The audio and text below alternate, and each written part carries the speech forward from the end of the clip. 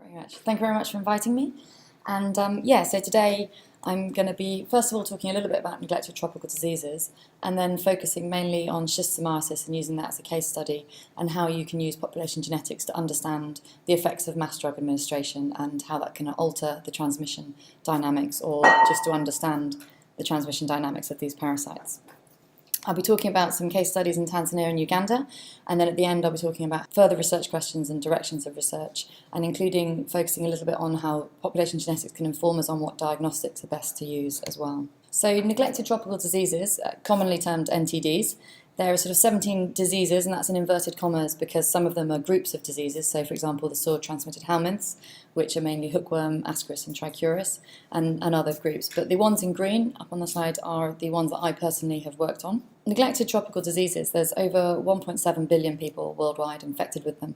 And as you can see from this map, that the vast majority of places where you have NTDs, they're co-endemic with each other. So actually having multiple NTDs in one place is the norm rather than the exception.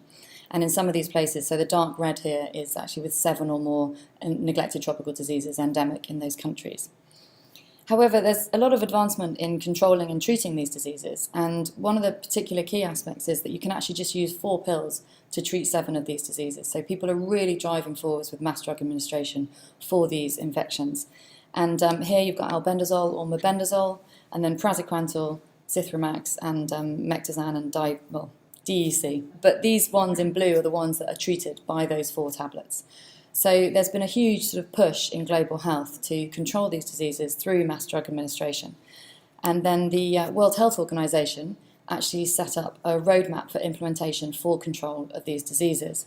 And they've set goals for 2015 and 2020 for either the control of transmission or control of morbidity or control of sort of as elimination as a public health issue. And you can't actually see the finer detail here, but there's eradication, global elimination, regional elimination, and then country elimination, and then the different dates. And as you can see, different diseases, they've got different targets. So they're not expecting to eradicate everything, but they're trying to aim towards these specific goals for each different disease. Today, I'm going to be talking about schistosomiasis, that one at the bottom. And schistosomiasis is the second most important parasitic disease, second to malaria, and it has really large socioeconomic and public health issues surrounding the infections. There are, I think, over about 207 million people infected worldwide, and although the number of deaths caused annually are relatively low, there's huge numbers of people with the chronic morbidity. 95% of these are in Africa, and I think actually that number's increasing over time, not because the number of infections are increasing, but because of the infections in South America and Asia are decreasing in number. So the proportion in Africa is increasing. And there are 5 different species that infect humans. So Schistosome mansoni is the one that I'll be talking about today, and it's the one that I've personally worked on more. And the life cycle of schistosomiasis. So schistosomiasis is transmitted through snails and humans. There's Schistosoma japonicum, mainly has 14 mammalian hosts, and then a couple of them can infect rodents and things, but mostly Schistosome mansoni is mostly transmitted through humans and snails. And you have a cercaria, so you have an infected snail that releases thousands upon thousands of cercaria that are infected to the humans, and when humans walk in the water or wash their clothes or swim in the water, these larvae burrow straight into the skin, the tail falls off, and the head develops into an adult worm. And then these adults are male or female, and they pair up and produce eggs, and females can produce up to about 300 eggs a day, and these eggs have got a little spine on them, and it works their way out in the stool for Schistosoma mansoni, and in the urine for Schistosoma hematobium. And most Schistosoma japonicum is also in the stool over in Asia. And these eggs, when they come out, they hit fresh water in sunlight, and they hatch into myricidia, and then the myricidia infect the snails. And most of the morbidity is caused by these eggs. So you get a little bit of nutrition loss through the adult worms, but the vast majority of the long-term chronic morbidity is caused by the eggs themselves, getting stuck within the system, and also just causing bleeding and subsequent anemia and things like that. At the moment, so the only treatment nationally given on a world scale is by praziquantel, which initially the Schistosomiasis Control Initiative set up in 2003 focused in 6 African countries, and they were administering praziquantel on mass drug administration scales. There had been previous control programs in other countries, so Sudan and Ethiopia, for example, and China have had really long-term, and Egypt, sorry, not Ethiopia, Egypt, have had really long-term control programs, but a lot of Africa had been relatively neglected. And in 2003, the SCI set up, and they had 6 African countries. And then by 2013, this had expanded to 15 countries, 14 of which were in Africa. And their main goal was for implementation of control and then also research on the side of that. And their control focus was basically centred around administering praziquantel on a mass scale to those most in need. And praziquantel is administered at 40 milligrams per kilogram, and a lot of control programs, depending on the intensity of infections and the prevalence, is administered either at a community level or just to school children, and then it's either given one every year or every 2 years, depending. So in low prevalence areas, it's given less frequently. Now, there are minimal side effects published, and I say published because when you go out into these communities, some of these children and adults are so heavily infected that when you treat with praziquantel, you do get side effects. But, a lot of vomiting, and sometimes you get these sort of rashes, and that's caused by huge numbers of adult worms being killed and obviously releasing toxins within those children and adults. The drug is only active against the mature adult worms, so when you've got really high transmission, a lot of people might be harbouring juvenile worms which are not susceptible to the drug. So they're coming up and they're maturing even though they've been treated, so they're being exposed with repeated praziquantel, but they're not actually being killed by it. At the moment, no one really understands how praziquantel works. So they know it needs a healthy immune system to work, and they know that it involves calcium channels, but people aren't exactly sure of the mode of action. And one of the key problems with that is that when you're looking at potential resistance, it's very difficult to find out how resistance might work if you don't know how the drug works in the first place. But what my work has been looking at, so I did my PhD with Joanne Webster, and now still working. I then went and worked in onchocerciasis for a bit, and I'm now back working in schistosomiasis. And some of the key questions that I've been working on is what are the effects of mass drug administration? How do the parasites change with mass treatment? So one of the key aspects of that, a lot of the sort of first questions people ask when you're administering drug on this scale is, are you selecting for resistance? There's lots of other things that you can be selecting for, sort of high transmission or different virulence levels and other different aspects of a parasite. But one of the key things that people are worried about is praziquantel resistance. So some of the for and against, whether it may or may not arise. So at the moment, the current mass drug administration programs are hugely successful. And they're successful in reducing morbidity and infections, but that's also they're hugely successful in getting the drugs out there.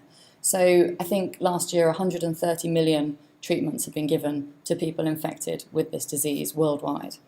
And so there's a lot of strong selective pressures being imposed on these parasites. And at the moment, all of these control programs are reliant on just one drug. So there are a couple of other options out there, but on a mass scale, praziquantel is really the only one available for this.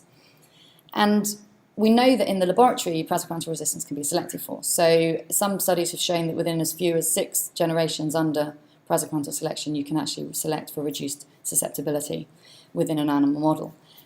And then also we know that veterinary helminths, you always get drug resistance to anti-helminths, and that's sort of, again, the norm rather than the exception. And then there's sort of been the sporadic cases of isolated parasites with reduced susceptibility in the field. So there were some in Egypt, and then in Senegal, when they first went there, they had very low treatment success, and lots of studies have been done on that to see whether it was resistance or whether there was something specific going on with the drug-parasite interactions and whether it was just tolerant from the start. But as I said, one of the problems is that it's difficult to monitor, so we don't have molecular markers for it, and we don't really understand the mechanism of potential resistance. And some of the things against praziquantel resistance is that although 130 million treatments, that's massive, that's a huge number of treatments, but obviously that still means that there's sort of 77 million people who are untreated, so that's a large number of refugia. And also you've got the snails, so at any stage, if you take a snapshot of any infections, you're treating the humans, but you've got the snails, which are not being treated and not being exposed, and then you've also got the free-living larval stages. So there's a high level of refugia naturally within that life cycle. Even if you treated every single person all at once, you'd still have a lot of that parasite not being exposed to the drug. As I said, in Senegal, they were finding lower levels of cure rates, but they think that it might be something specific to Senegal, and they brought them into the lab, and although they did see lower ED50s, it doesn't seem to be spreading, and they think that it's more of an interaction rather than a selected drug resistance. So this was straight off with treatment, and they think it's more tolerance rather than developing resistance. In China, they've used praziquantel on a huge scale, and there's not really any clinical evidence for drug resistance there either. And then in Egypt, they found some people where they did have drug resistance, so they isolated them first of all and then treated them, and then they had comparative studies looking at those who did go on to clear and those who didn't. And they showed that, yes, there was some reduced susceptibility, but 10 years later, that has not spread throughout the populations. So it might be that there are costs associated with resistance that stop its spread, and then long-term problems with praziquantel. And then we also know that there are although there's parasite evolution occurs over short time scales, there's long generations in humans. And one of the final things is it could possibly be that resistance is already there, but that we're not detecting it. So it could be that some of the alleles for resistance are already in these treated populations, and they might even be now being transmitted in the untreated populations, but we're not actually detecting it at this level. So some of the questions that arise from that is, first of all, is praziquantel resistance arising, and if it does, what are its chances of it spreading? But if it's not developing, then it's not just sort of a thing, oh, well, it's not happening, let's ignore it. Because if it's not developing, that's really fascinating from a parasitological point of view anyway, because if you look at every other mass drug administration program, resistance always arises. So if in this case it's not, why not, and what can we learn from that? And why is it so different to all other mass drug administration programs? So looking at maybe it's already there, but we don't know. So if you look on this graph, so you've got the blue line, which is, say, for example, this is just taking it as a single gene for resistance. If there was resistance and it was dominant, then it would increase at a steady rate. If it was recessive, however, it would increase in frequency slowly at start, and then by the time it may become detectable, it might already be increasing exponentially within that population. So this is a very simplified model, and if there is resistance to praziquantel, it's highly unlikely to be like single gene. So this is sort of a much more simplified way of viewing it, but it is just highlighting the difficulties of detecting it, and at what stage you detect it in a population, and whether it's already heading towards fixation by the time you detect it. So one of the key things we want to know is, how do you detect it, and then if you can detect it, how do you monitor it, and also how do you prevent it from arising, and if it does arise, how do you prevent it from spreading?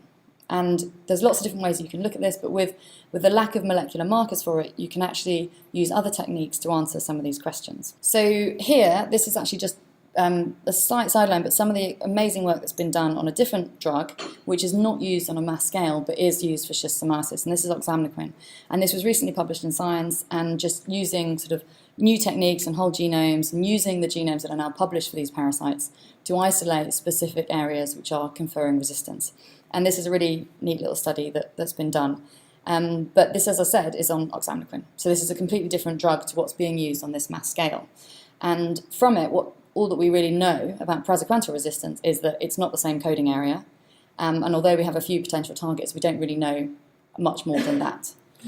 So there are some really exciting things that can be done, but at the moment we need more specific phenotypes associated to go with specific genotypes, and then we also need a lot more work done on the genotype level. So with the lack of genetic markers for praziquantel resistance, you can use other molecular epidemiology techniques. So you can use neutral markers just to understand what's going on at the parasite level and what's happening with transmission and what sort of levels of gene flow you've got between populations. And although this won't tell you per se about resistance, it will tell you information about, say, if resistance arises in one population. If there's really high levels of gene flow, obviously it's more likely to spread. If there's really strong population structure, then it's less likely to spread, but it does mean that there'll be less refugia within each given population when you treat on a mass scale. So there's lots of things you can find out using neutral markers. And we can use them to understand not just drug resistance, but also virulence and potential host switching and general transmission. So I'm going to talk about a couple of studies that I've done with the Webster group in general. So the Tanzania one, I collected lots of the data, but it was part of a much bigger project. And then the Uganda one was the key focus of my PhD, and we collected the data then, and then the molecular studies have been done sort of subsequently over the next few years. And I'll talk about the Tanzania one first. So there's two different schools that we visited. So Bukinde, which is up on the left, and then there's actually a school called Kisuria, which is near Nansimo on the mainland. And this is in Lake Victoria. So both the studies were on Lake Victoria in a Schistosoma mansoni endemic area. What we did, so with Schistosoma mansoni, obviously the eggs come out in the stool, so you have to hatch the eggs from the stool. So first of all, you put the fecal sample through a sieve using a toothbrush. Everyone's very unglamorous, but you know, the things we do for the love of science. And yeah, so you push it through a sieve with lots of fresh water, and then you put it through this something called a Pitchford funnel. So this is a hugely scientifically advanced technique here, as you can see, with this delightfully handmade funnel. We've now got a few more improved funnels that we've been working on, but the process is exactly the same. Basically, you put the sample through, and the inner one has a mesh sort of size that is bigger than the size of the eggs. So it can be anywhere between sort of 100 and 200 micrometers. So you keep most of the debris, but you wash through, and the eggs will wash through with the water. And then the outer one, so then you take that out and you rinse all of the contaminants off, and then the eggs are trapped in the outer one because it's about 30 micrometer mesh, and you wash the soluble contaminants out, but you keep the eggs in there. You then unscrew the lid, put it in a petri dish under dappled sunlight, and with the fresh water and the sunlight, the eggs then hatch in the miracidia, and then you can pick up the miracidia. So when I first did this in the field, we were storing this initially just in individual tubes and snap freezing them in the evening, so it was hugely time consuming, and also the success rate was relatively lower. But now there's a technique where you can store them on these things called FTA indicator cards, and you just put one miracidium on each little place, and it changes colour so you know exactly where your sample is. And then the cards actually lyse the cells, they digest the proteins, and they bind the DNA. And you can store them at room temperature. So it's absolutely fantastic technique, and you can then obviously bring these back to the lab, and because it's then just DNA samples, you're allowed to bring them back with no problems on the customs there. And so that's what we do in the field, and then when we get back to the lab, we take these miracidia off the card, and we tried to store at least 30 miracidia per child. And in Tanzania, we just visited at 2 time points, one pre-treatment and then one 6 months after treatment. So it was a year later, but we collected them pre-treatment. There was a mass drug administration in the middle, and then we went back 6 months later. And we extracted the DNA from all of these, and then used multiplex PCRs with 7 microsatellites, and then genotyped them, and then analysed the genotypes with a variety of software. And this paper back in actually won a prize for the reduction, refinement and replacement of animals in work, because in the past people used to use the miracidia to infect snails. They'd then bring the snails back to the lab, they'd then shed the cercaria, infect the mice, and then do work on the adult worms. So obviously, ethically, this is a fantastic method, but also logistically, temporally, financially, everything, it's shortened everything. And now we know also that biologically, you lose a lot of information on that first passage in the lab. So this is a really great way of looking at what's actually in the field and what's in the gene pool. So just a few results from the preliminary treatments. This was the first year of treatment in these areas. And first of all, we saw a really strong divide between the years. So what we were looking for, what we wanted to see is, is it just a panmictic population? Is there any effect by treatment? What's going on? And here you can see that there's a really strong divide between 2005 and 2006. They are separating between the years, and the ones in 2005 are much more genetically similar to each other than they are to the other years. And this is of both schools combined. And looking at the FST, so look at the structure, you've got far greater difference between the years than you have between the schools. So there's definitely one big change that's happened with a single treatment. Then when you actually just use slightly fewer number of the samples, but using only the ones where we've got samples from different timelines, this is just the ones with the blue and the red are just a subset of some of the individuals, but just highlighting that they're not clustering together. So when they're sampled in 2 different year time points, they're clustering separately. And the reason that's important is because if they were clustering together, it would mean that they'd be likely to be a similar infection, which means that they'd probably not have cleared with treatment. So therefore they may potentially be resistant.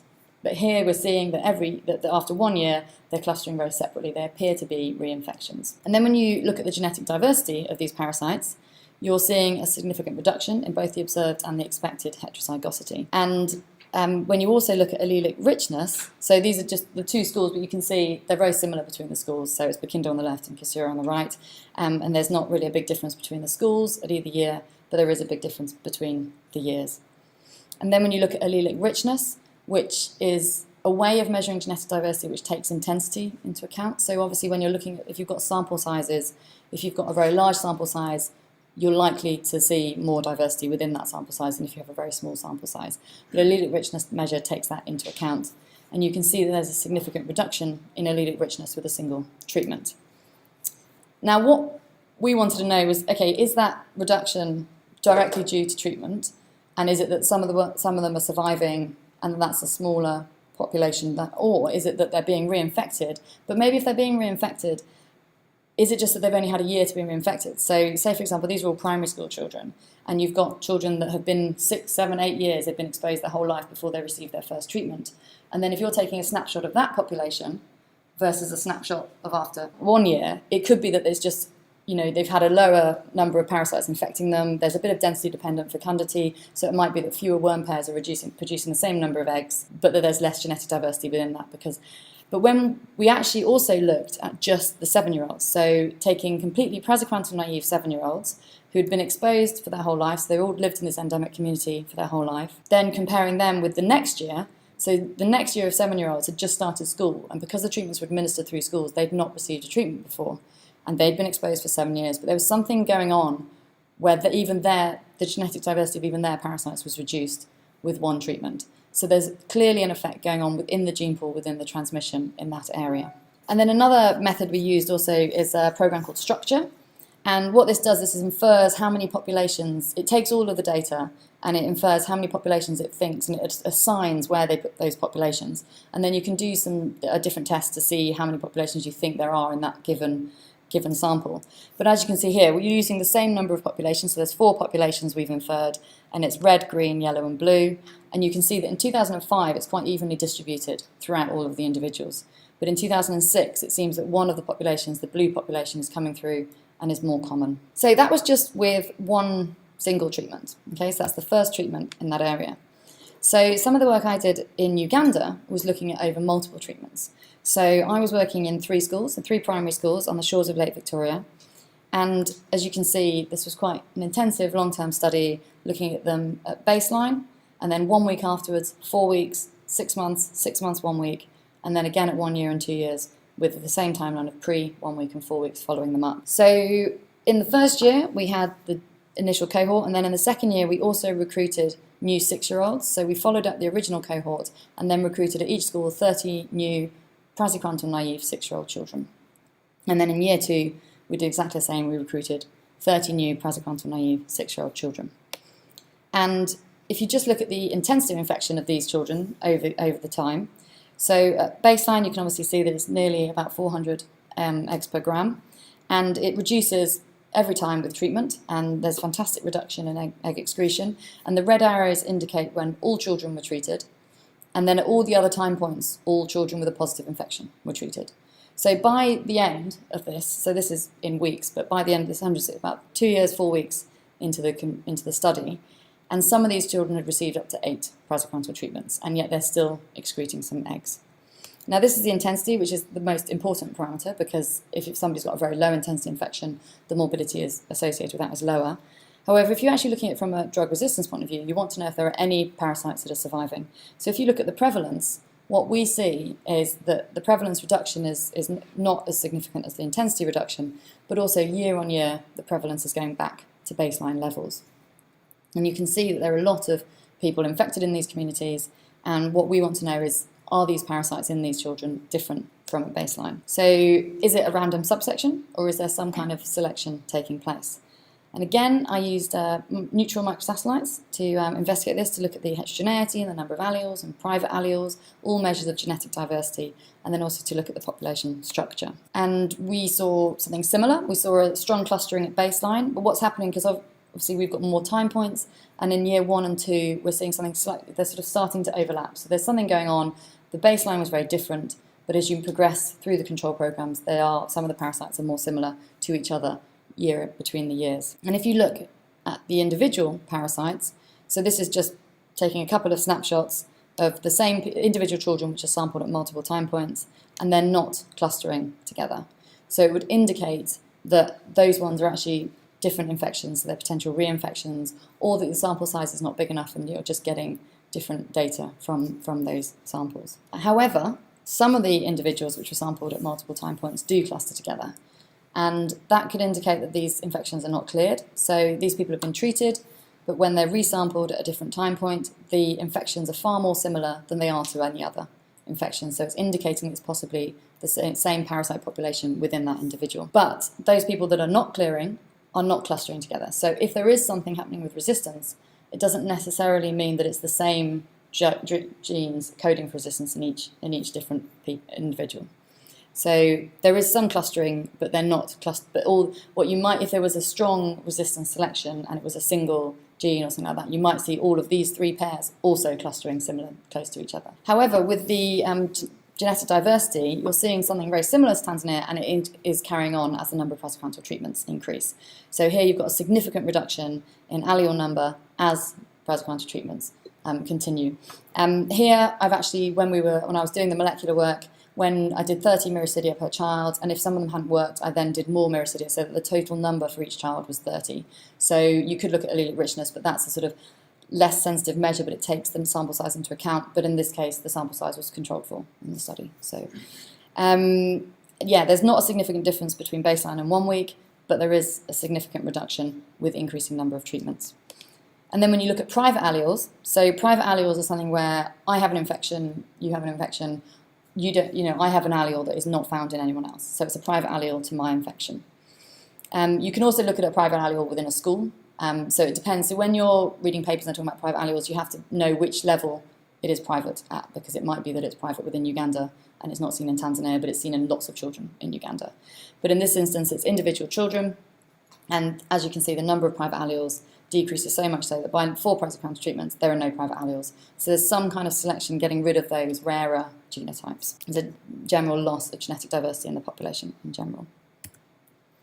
And then this is, again, looking at the praziquantel naive individuals. So at year 0, 1 and 2, looking at the 6-year-olds as they come up. And those individuals themselves have not been treated, but the communities have. And again, you see a significant reduction from baseline to year 1, although you don't see that continuing between year 1 and 2. Obviously, it would have been ideal to carry on 3, 4, because it could just be difference between years. But this was the length of the study. So in conclusion, although some individuals cluster together, a lot of them don't, and the ones that do not cluster with each other. However, when you actually use FST results, so looking at the structure of the population, there are only, on the actual tree, lots of people are not clustering together, but actually if you actually do statistical tests, there are only 2 individuals which are statistically different. The parasites from within them are statistically different. So there's in general, the whole parasite population is quite similar. So although on the tree it's all relative to everything else, they're actually not statistically different to each other. And then, as we said, if drug resistance is conferred by a single gene or a complex gene, then you'd expect that they would be clustered together, the individuals together, which we did not see. But we do know that the parasites are different from at baseline, so there's something going on that we don't quite understand yet. Overall, microsatellite population genetics can give an insight into the dynamics. So if you're talking about the population structure level, so as we're saying, most of them are not genetically distinct, which means there's high level of gene flow between them, so that if resistance does arise, it could spread between all of these individuals. Does, however, indicate that there's reinfection between years rather than treatment failure at this stage, but there is something happening with the genetic diversity. So for limitations from these studies, we were working on 30 miracidia per child, and what we're trying to work out is, does that actually give you an accurate representation of the diversity? Some studies have shown that it does, but when you get into really high intensity areas, is that still true? So when you go to places where the World Health Organization has these cutoffs for low infections, which is under 100 eggs per gram, moderate infections are 100 to 399 eggs per gram, and then a heavy infection is anything above 400 eggs per gram. And I was in a school last year where a 6-year-old had 13,000 eggs per gram. So there's no way that 30 miracidia are going to represent that infection. But also, it just indicates how horrific some of these infections are in some of these people. And obviously, that child presented, we actually did treat her, but we took her to a health centre because she had such a high infection, and she was treated and she came up in a rash, but no other severe responses. But this is a 6-year-old 10 years into a control programme.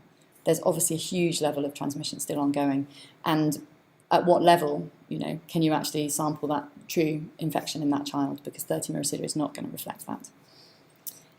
Also, the miracidia are the offspring, so we're not looking at the adult worms. And so you've got the problems with sampling siblings. So these adult worms are paired. People used to think they were monogamous. Now they know that they're polygamous and they swap pairs. And so there's a lot of things going on. But there's something called sibship analysis, which is something I want to work on in the future, that's looking at, you can actually take the genetic data from the offspring and infer the parentage. So you can infer the effective population size and you can infer the parentage genotypes. And that will take that into account. It will also help understanding density-dependent factors. And if post-treatment, say, for example, there's just a few worms surviving, but they're producing lots of eggs, that's more of a concern because they might be the ones that are resistant to the drug.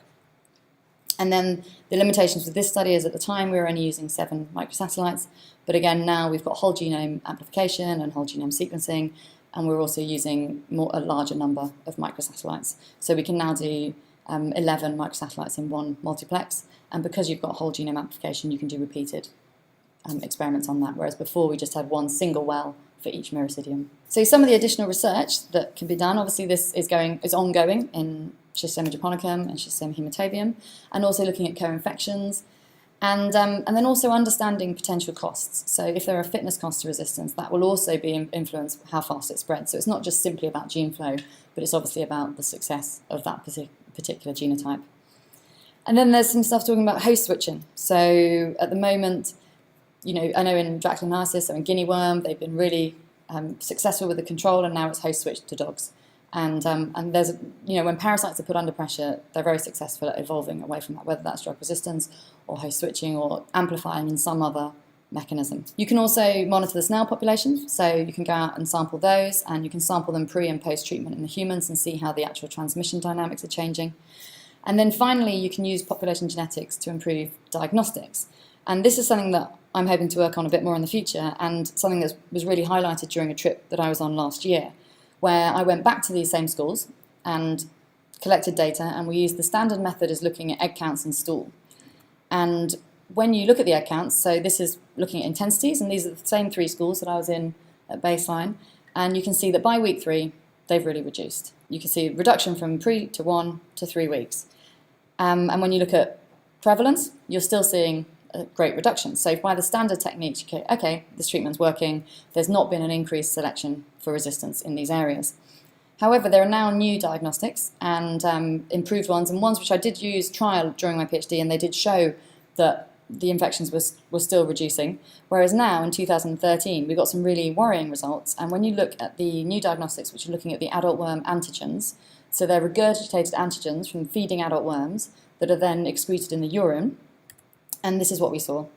And so as you can see here, at week 1 and week 3, it's, a huge difference between the different techniques that you're using to diagnose it.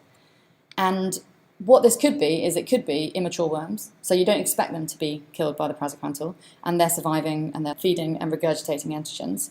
Or it could be, possibly, that some worms are surviving treatment and they're not releasing eggs. So in onchocerciasis, there's this thing called embryostasis, where actually the drug never kills the adult worms. It just stops them reproducing.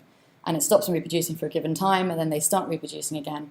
And that's not called reinfection, it's called repopulation, where you get the microfilaria that then are found again in the skin snips, and that's coming up. And here we don't know whether these are really high results, and 3 different schools, and it's quite concerning because there's something going on. And even if it's not resistance, that's a really high result, and it's not what we saw at baseline.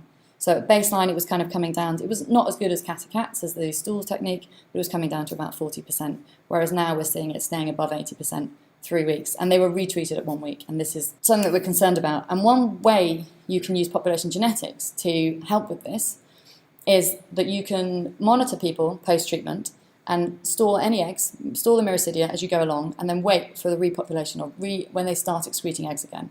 And if you've inferred the adult populations, and you can then do the SIB-SHIP analysis as they start excreting eggs again, you can actually see whether these are from new infections or whether they are from the same ones.